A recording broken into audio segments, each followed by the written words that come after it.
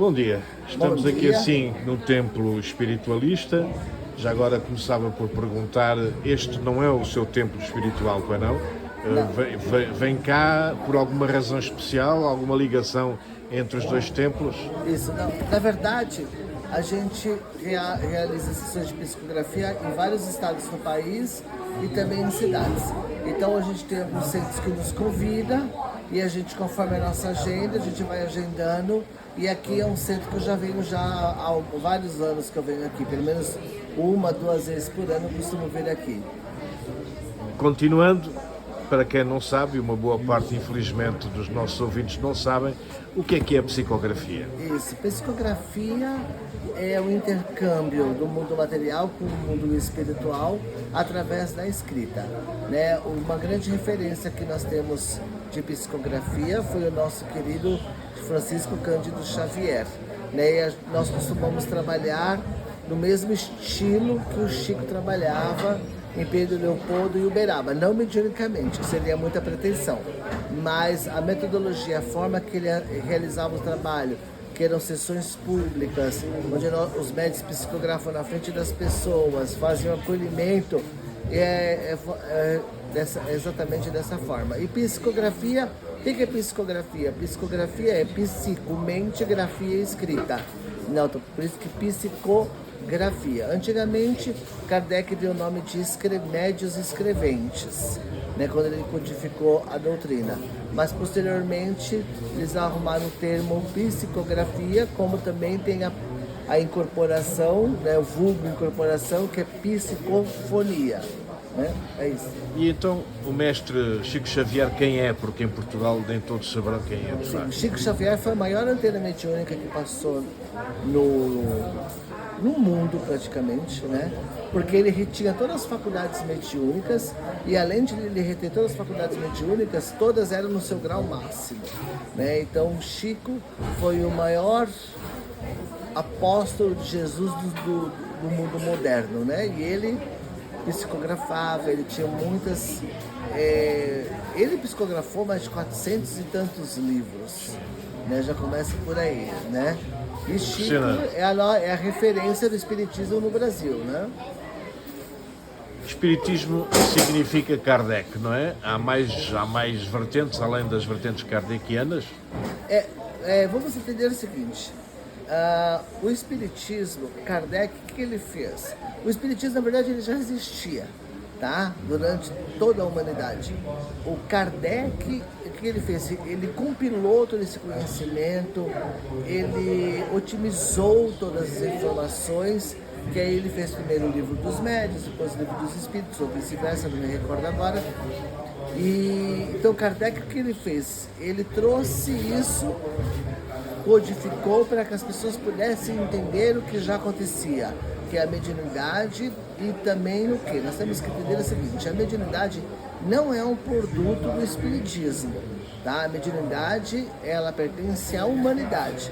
Kardec que exemplificou e codificou tudo isso. Os kardecianos, os espíritas em geral, são cristãos? Sim, todos nós, os espíritas, nós somos cristãos. Nós temos como modelo e guia Jesus Cristo. Deus, Jesus, que foi o nosso maior, o espírito de maior elevação espiritual que passou sobre o planeta. E regressando também à questão do cristianismo, o Kardec terá trazido uma Bíblia nova, essa parte gostaria que explicasse aos Na nossos verdade, entrevistados. essa parte moral e religiosa, os espíritos escreveram o Evangelho segundo o Espiritismo, que nada mais são do que partes dos evangelhos, de todos, juntamente com a parte moral, religiosa. Então, nós, assim, o espírita, ele respeita muito a Bíblia, tá? Mas ele não segue a Bíblia. Tá? Nós seguimos o Evangelho de Jesus, que é o Evangelho segundo o Espiritismo. Portanto, há uma distinção entre o Evangelho de Jesus e os Evangelhos da Igreja Católica, por exemplo, é? Não, na verdade, é um compilado de tudo, né? Mas ali tem o quê? Tem as explicações dos espíritos com relação a todas as passagens Ok. do É Evangelho. um processo explicativo dos Isso, Evangelhos. tem a parte que tem na Bíblia, tudo bonitinho, mas tem a parte também explicativa dos espíritos. O mundo, em geral, acha que há vida, há morte, e depois os crentes dizem que depois da morte há outra vida, os não crentes dizem que a morte acaba com o ser humano. A vida espiritualista significa o quê? Significa que pode haver o regresso da morte à vida? Significa que há comunicação entre a vida e a morte? O espiritualista, ele acredita em algo a mais, tá? O espiritualista acredita em algo a mais. O espírita, ele já acredita na reencarnação. Ele acredita numa sequência lógica evolutiva. Uma coisa que nós temos que entender é o seguinte: nós não somos seres materiais com experiências espirituais. Nós somos seres espirituais com experiências materiais. Oi? Então, seres espirituais, nós somos seres espirituais com experiências materiais. Exatamente. Isso é o espiritismo na sua essência. Isso, exatamente. Isso Nós somos significa- reencarnacionistas. Isso significa que nós vamos tendo várias experiências materiais. Sim. Para quê? Para que nós possamos evoluir, tá? Porque é o seguinte, moralmente falando, a minha reencarnação, a sua, de todas as pessoas que estão aqui, é a melhor reencarnação moralmente falando, tá? Se é uma escala evolutiva, quer dizer que a pregressa, moralmente nós éramos piores. E aí Fomos piorando. vamos piorando.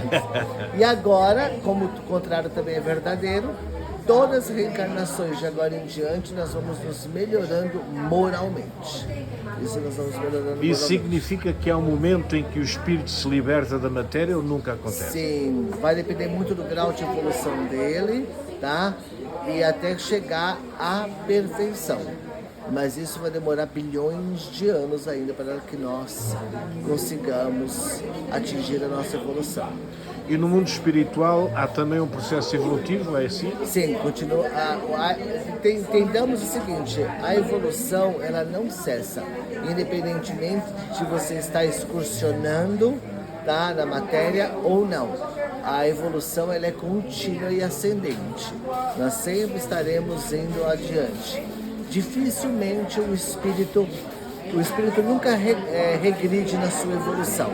Não, né? O máximo que ele pode fazer, dependendo do grau de maldade que ele escolher, ele pode estacionar na escala evolutiva, mas retroceder não. O que se aprende não se perde.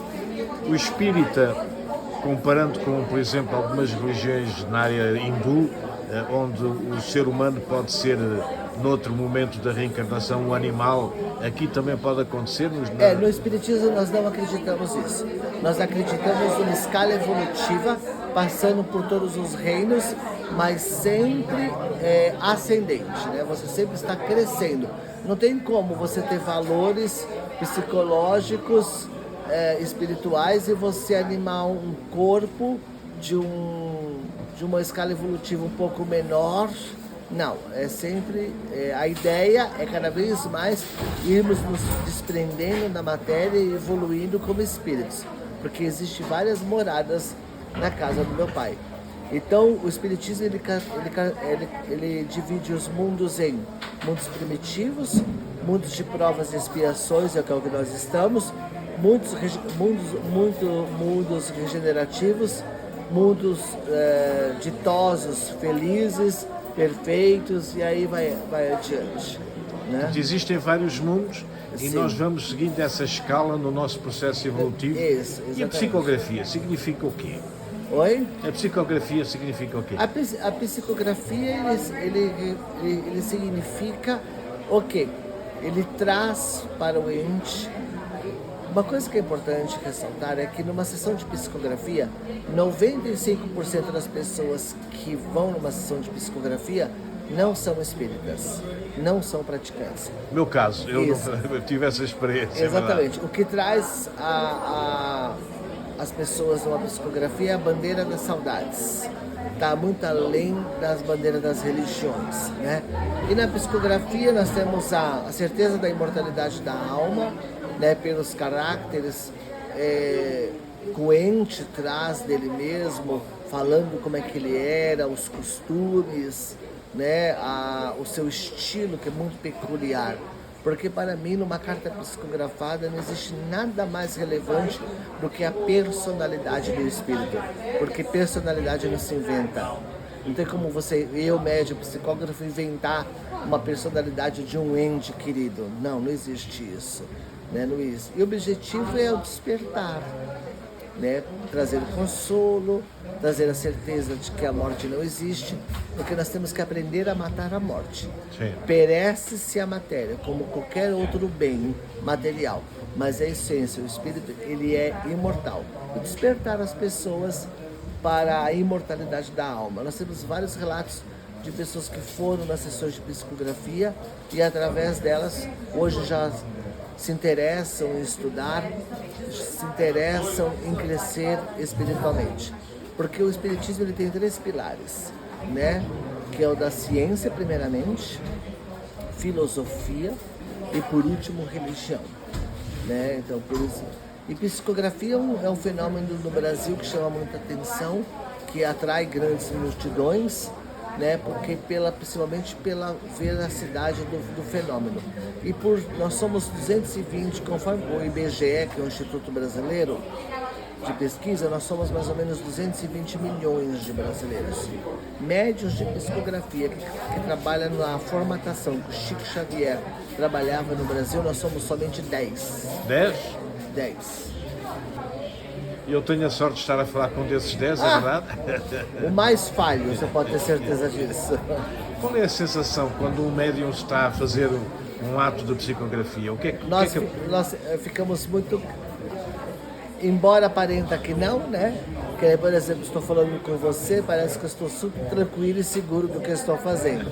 Mas a gente fica nervoso, a gente fica ansioso, porque envolve muitas expectativas.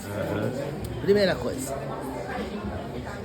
o médium ele fica na expectativa e na ansiedade para ver se nós vamos conseguir entender o ente.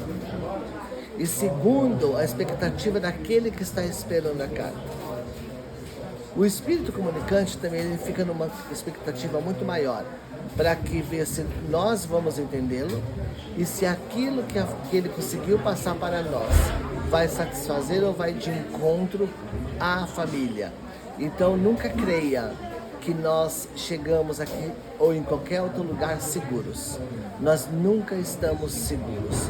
Nós nunca estamos assim tranquilos, como se nada tivesse acontecendo, como um ato mecânico que se faz, né, todos os dias. Não, nós ficamos muito apreensivos, muito ansiosos, né, mas seguros, lógico, confiantes na espiritualidade, em Jesus Cristo, mas sim, dá um nervosinho, dá um friozinho na barriga. E eu vivi.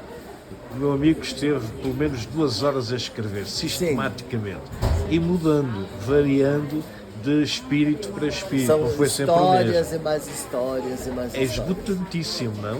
É assim, é muito gratificante. Mas se você falar assim para mim, Henrique, você tem noção do peso que tem isso para as pessoas? Não. O efeito disso na vida das pessoas, a gente ouve relatos, mas não assim que a gente saiba o peso na sua totalidade que isso acaba, e o efeito que isso acaba fazendo na sociedade. O Henrique nunca conheceu a minha mãe. Como? Nunca. O Henrique nunca conheceu a minha mãe. Né? Não. Não sabe quem a minha mãe era, nem como Sim, ela era, não, etc. Minha mãe estava em Portugal, morreu em Portugal, eu estou no Brasil, o Henrique está no Brasil. Como é que a assinatura era igual à assinatura da minha mãe? Sim, vamos entender isso aí, vamos lá. Nós temos que entender que a distância ela existe na matéria, tá? No mundo espiritual ela não existe, tá? Então tem aquela frase, né? Penso, logo existo, né? Então simplesmente pelo fato de você ter ido na sessão, a pessoa que vai na sessão que traz o ente querido, não é o médium, porque nós não trabalhamos com evocação. Da mesma forma que as pessoas vão de uma forma voluntária na sessão de psicografia, os espíritos também vêm voluntariamente. É o coração saudoso que traz o ente. E lembremos que a saudade é dos dois lados. E pelo fato de você ter ido na sessão, termos percebido a presença da sua mãe e termos dado aquela simples comunicação, na hora de assinar, o que acontece? Nós somos semimecânicos, então os espíritos nos envolvem a nossa mão e eles tentam reproduzir a assinatura, eles seguram a nossa mão, mas é muito difícil isso acontecer. Por quê? Porque existem muitas resistências, né? Se já é difícil, por exemplo, eu até falo para as pessoas, se você acha fácil reproduzir uma assinatura, segura a mão de alguém e tenta escrever com a tua letra segurando na mão de alguém. Então, se já é difícil a coordenação de matéria para matéria, imagine de planos diferentes. Então, às vezes é bem complicado conseguir isso. Quando a gente consegue, é que houve uma boa sintonia, né, entre o espírito comunicante e o médium ali.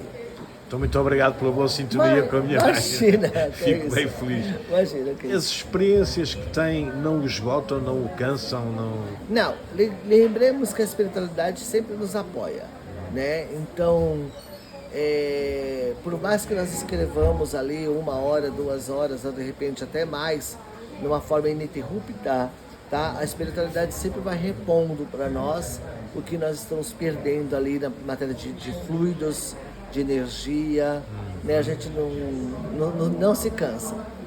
Uma pergunta um bocado absurda, que eu sei que é até para si chocante. Quanto é que ganha com isto? Quanto que ganha? Sim. Não, a gente não ganha absolutamente nada. Dai de graça que de graça recebeis. Nós sabemos que existem faculdades de mediunidade na Europa, nós sabemos que existem forças de inteligência na América, que eles recrutam médiums para ajudar a desvendar mistérios. Eles são remunerados, mas acho que isso é uma questão cultural e moral. Por quê? Lembremos que a moral nada mais é do que um conjunto de valores criado por uma comunidade. Né? O que é moral aqui pode ser imoral em outro lugar, como o que é imoral num outro lugar pode ser moral no outro e assim vice-versa. Né? Mas nós que somos espíritas, nós aprendemos a ser médiuns com Jesus. Então nós não comercializamos a mediunidade, que nem eu estou aqui, eu viajei 2 horas, né, para estar aqui, vou psicografar, depois eu vou 2 horas viajar de novo embora e a gente não recebe nada. O que existe é o quê? Uma gentileza da casa que nos convida, é pagar o nosso combustível, pagar o nosso pedágio, né, para a gente não tirar também do nosso bolso. Né? Mas fora isso, a gente não cobra absolutamente nada. Nós temos um trabalho social, né? Nós aqui, os médiuns, todo médium ele tem que endossar um trabalho social. É como se fosse uma carapaça, né, contra o ataque das trevas. Né? Então nós temos um trabalho social que nós ajudamos 800 pessoas por mês, né, no campo de cestas básicas, com moradores de rua, asilos. Nós temos um trabalho social que nós entregamos o enxoval para as gestantes, berços novos, né? E nós temos obras psicografadas e a gente traz, vende voluntariamente para quem quiser, não é nada obrigado, né? E a gente reverte esse dinheiro para poder nos ajudar no campo social.